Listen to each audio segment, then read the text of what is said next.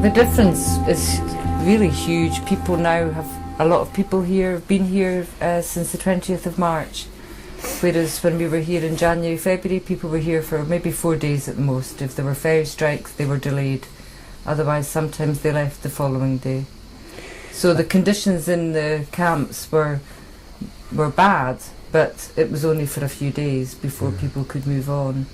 And now people are stuck and they're just waiting and hoping that they get papers that allow them to move on.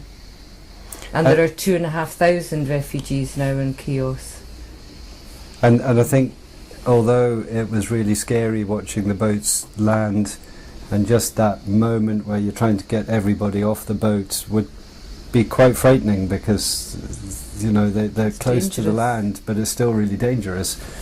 There was also a huge sense of optimism, I think, from a lot of people. They would come ashore and they would hug you and they would kiss the ground and they would say a prayer, and you could share that optimism, because in 2 or 3 days' time they might be in Germany or Austria or Sweden.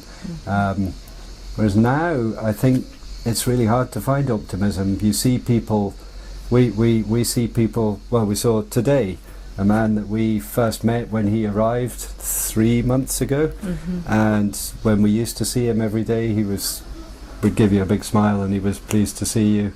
And now he just looks sad. He's depressed. He's been broken. He thinks he's going to go back to Aleppo. He says he can't stay here much longer. So he thinks he'll go back to Aleppo.